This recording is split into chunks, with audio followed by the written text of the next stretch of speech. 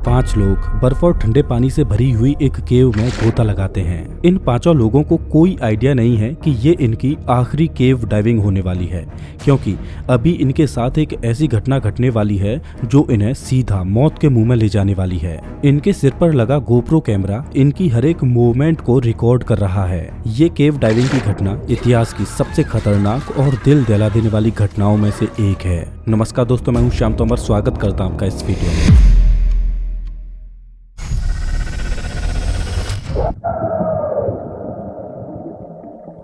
फरवरी साल 2014 5 लोग दुनिया की सबसे खतरनाक और चैलेंजिंग केव डाइविंग करने का प्लान बनाते हैं। इस एडवेंचर के लिए इन्होंने नॉर्वे में मौजूद एक खतरनाक केव प्लूरा ग्रोटा को चुना।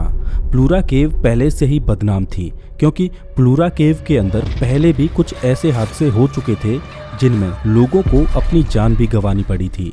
लेकिन बावजूद इसके इन 5 लोगों ने केव डाइविंग के लिए इसी खतरनाक केव को चुना। आप इस केव के मैप को देखिए, जिसमें इस केव में घुसने के लिए ये 2 एंट्रेंस हैं। इस केव का सबसे खतरनाक हिस्सा ये वाला है, जो कि सतह से लगभग 430 फीट गहरा है और नॉर्दर्न यूरोप की ये सबसे बड़ी केव है जो पानी से भरी हुई है, और ये केव 3 किलोमीटर तक लंबी है। आप ये मानकर चलिए कि किसी आम इंसान का इस केव में जा पाना नामुमकिन है, लेकिन फिर भी इन 5 लोगों ने इसी केव को चुना। इसका कारण ये है कि ये 5 लोग सर्टिफाइड केव डाइवर्स थे, जो पहले भी इस तरह की खतरनाक केव्स में जा चुके थे, और इन 5 में से 2 लोग ऐसे थे जो इस केव में पहले भी जा चुके थे। पिछली बार ये दोनों लोग केव के इस रास्ते से घुसकर केव को एक्सप्लोर करते हुए इस वाले रास्ते से बाहर निकले थे। इस वजह से ये और ज्यादा कॉन्फिडेंट थे इस केव में जाने के लिए। लेकिन इस बार कुछ अलग होने वाला था, जिसकी किसी ने भी कल्पना नहीं की थी। केव में जाने वाले ये 5 बहादुर लोग हैं पैट्रिक, काय, वेसा, जारी एच और जारी यू।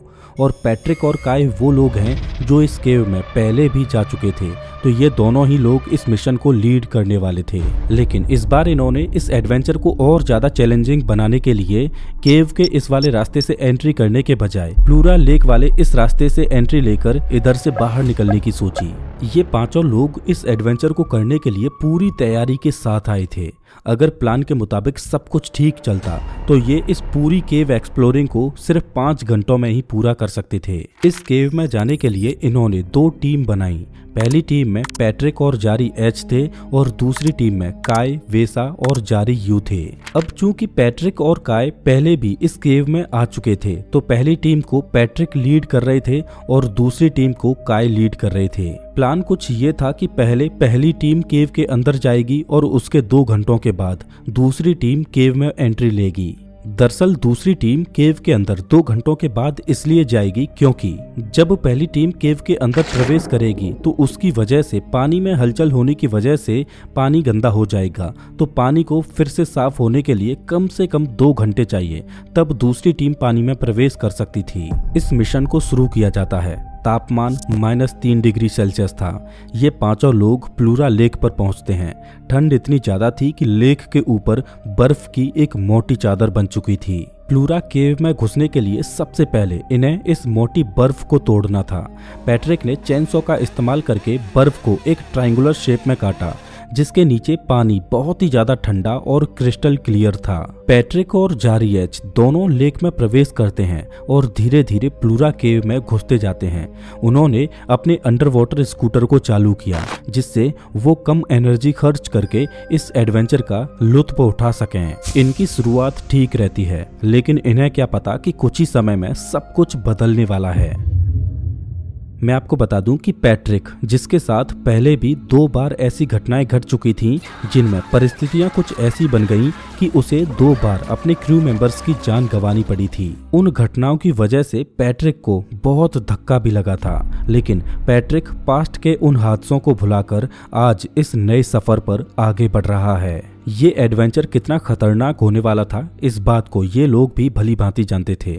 इस वजह से इस एडवेंचर को पूरा करने के लिए ये सभी एडवांस टेक्नोलॉजी वाले गियर्स अपने साथ लाए थे और श्वास लेने के लिए ये इस्तेमाल कर रहे थे एक क्लोज्ड सर्किट गियर जिसे रीब्रीदर बोला जाता है। जैसा कि आप जानते ही हो कि जब हम श्वास लेते हैं तो ऑक्सीजन गैस को इनहेल करते हैं और जब हम श्वास छोड़ते हैं तो हम कार्बन डाइऑक्साइड गैस को एक्सहेल करते हैं। और एक रीब्रीदर एक ऐसी टेक्नोलॉजी है जिसमें इस एक्सहेल्ड हुई कार्बन डाइऑक्साइड गैस को फिल्टर किया जाता है और उसे ऑक्सीजन में कन्वर्ट किया जाता है और डाइवर्स उस ऑक्सीजन को फिर से इस्तेमाल कर सकते हैं। इस रीब्रीदर टेक्नोलॉजी का फायदा ये है कि डाइवर्स को एक्स्ट्रा ऑक्सीजन सिलेंडर अपने साथ नहीं ले जाना पड़ता और डाइवर्स लंबे समय तक पानी के अंदर गोता लगा सकते हैं। टेक्नोलॉजी चाहे कितनी ही एडवांस क्यों ना हो, लेकिन कभी कभी वो मेल फंक्शन भी कर जाती है।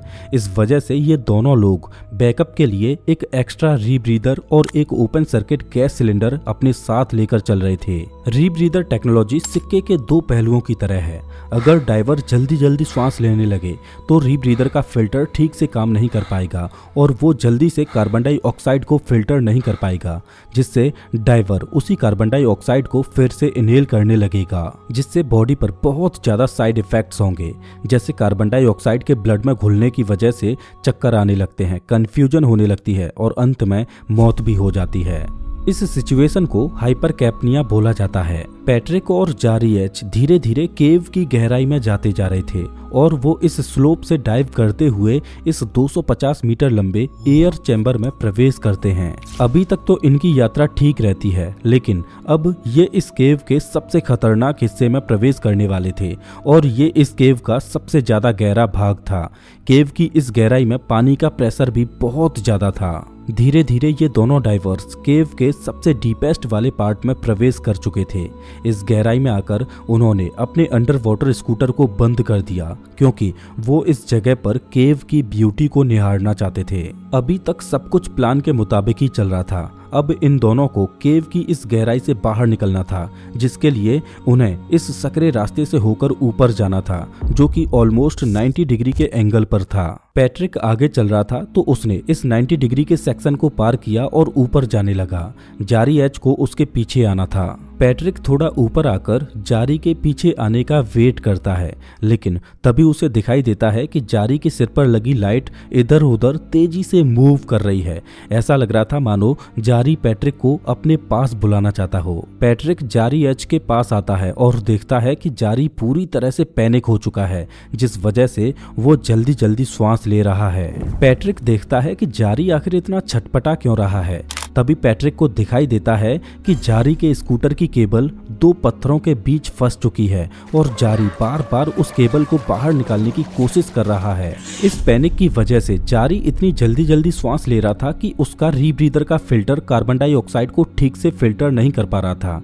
इस वजह से जारी पैट्रिक से बैकअप ऑक्सीजन सिलेंडर की मांग करता है। पैट्रिक जारी की मदद करता है और उसे अपने रीब्रीदर को भी देता है। धीरे धीरे सिचुएशन थोड़ी कंट्रोल में लग रही थी। तभी जारी अपने खुद के रीब्रीदर पर स्विच करता है, लेकिन अचानक जारी के हाथ से उसका रीब्रीदर नीचे गिर जाता है, जिस वजह से जारी पैनिक में केव के ठंडे पानी को अपनी सांसों के साथ इनहेल कर लेता है और जारी छटपटाने लगता है। पैट्रिक को समझ आ जाता है कि अब जारी नहीं बच सकता और पैट्रिक अब इमोशनली चैलेंजिंग डिसीजन लेता है और जारी एच को वहीं पर छोड़कर आगे बढ़ जाता है। लेकिन अब परेशानी ये थी कि इतनी गहराई में उसे इस सिचुएशन को हैंडल करते हुए बहुत ज़्यादा समय गुजर जाता है, जिस वजह से पैट्रिक के लिए डीकम्प्रेशन सिकनेस का खतरा बढ़ता जा रहा था। दरअसल होता यह है कि जब कोई डाइवर पानी के अंदर जितनी ज़्यादा गहराई में गोता लगाएगा तो प्रेशर की वजह से उसकी बॉडी के टिश्यू ज़्यादा से ज़्यादा गैस को एब्जॉर्ब करते हैं और जितनी देर तक वो उस गहराई में रहेगा तो उसकी बॉडी के टिश्यू उतनी ही ज़्यादा गैस को एब्जॉर्ब करेंगे। अब चूंकि पैट्रिक इतनी गहराई में इतनी देर तक रुक चुका था, तो जब उसने अपने डाइव कंप्यूटर को देखा तो वो बता रहा था कि पैट्रिक को डीकम्प्रेशन सिकनेस से बचने के लिए उसे धीरे धीरे पानी से बाहर निकलना होगा और इस ठंडे पानी में अब उसे 400 मिनट तक और गोता लगाना होगा। डाइव कंप्यूटर की स्क्रीन पर इस वार्निंग को देखकर पैट्रिक को विश्वास ही नहीं हो रहा था, क्योंकि इस घटना से ठीक पहले डाइव कंप्यूटर सिर्फ 120 मिनट ही दिखा रहा था और ये सब घटना घट रही थी सतह से 430 फीट की गहराई में और अब तक 2 घंटे गुजर चुके थे। दूसरी टीम जो अभी बाहर थी उसे कोई भी आइडिया नहीं था कि केव के अंदर आखिर क्या चल रहा है। 2 घंटों के बाद दूसरी टीम के ये तीनों लोग भी प्लूरा केव में गोता लगाते हैं और उन्हें करीब 1 घंटे से कम का समय ही लगा होगा कि वो तीनों केव के उसी डीपेस्ट वाले पार्ट में पहुंच जाते हैं। तीनों धीरे धीरे केव के डीपेस्ट एरिया को पार करते हुए उस 90 डिग्री के टर्न के पास पहुंचते हैं। तभी उन्हें एक बीप की साउंड सुनाई देती है जो कि जारी एज के इक्विपमेंट से आ रही थी। इन तीनों डाइवर्स में वैसा सबसे आगे चल रहा था, काय पीछे और जारी यू दोनों के मिडिल में था।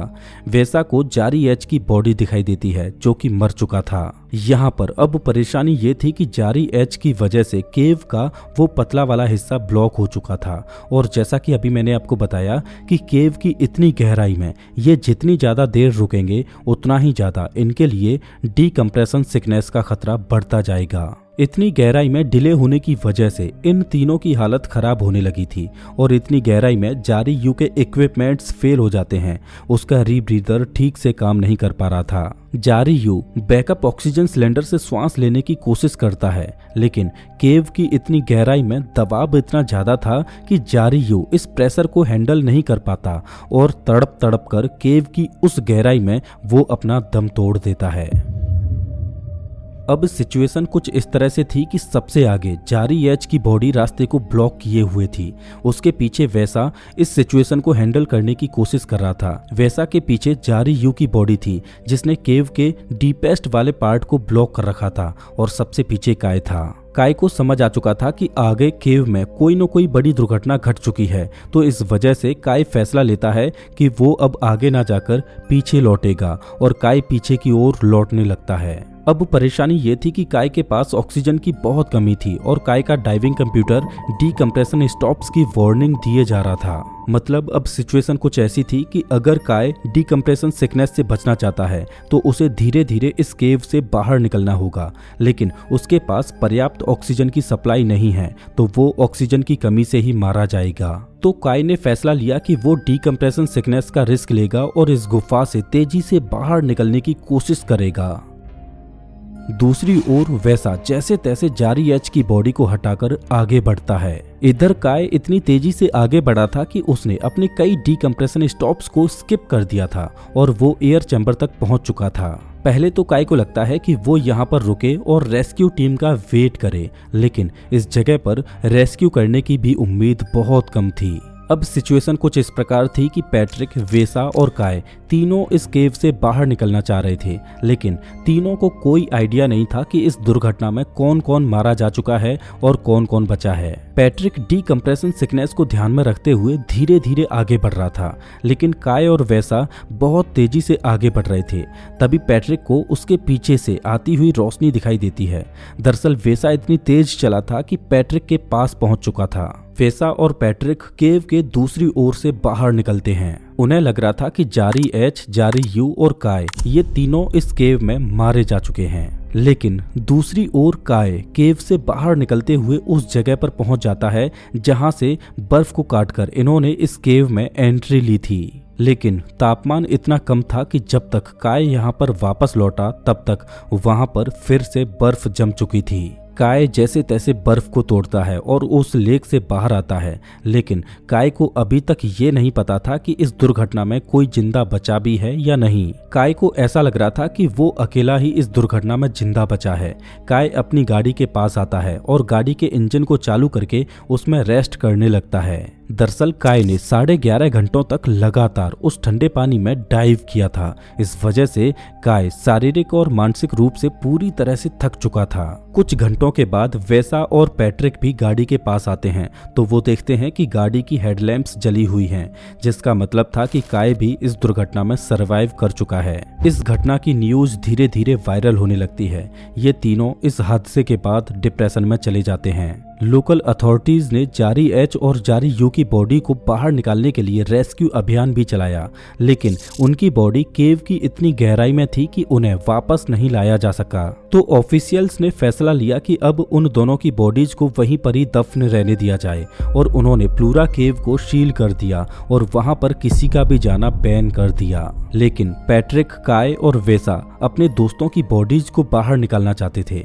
तो उन्होंने कुछ प्रोफेशनल डाइवर्स की मदद लेकर अनऑफिशियली रेस्क्यू अभियान चलाया और अपने दोस्तों की बॉडीज को बाहर लेकर आए। दोस्तों मैं आपको बता दूं कि ऐसी ही दिल दिला देने वाली घटना नटी पटी की केव में घटी थी, जब जॉन जोन्स नामक एक व्यक्ति एक छोटी सी गलती की वजह से केव के डेड एंड में फंस जाता है और मौत आने तक वो उसमें उल्टा फंसा ही रहता है, जिसको कभी भी रेस्क्यू किया ही नहीं जा सका। सच में नटी पटी की घटना रूह कपा देती है।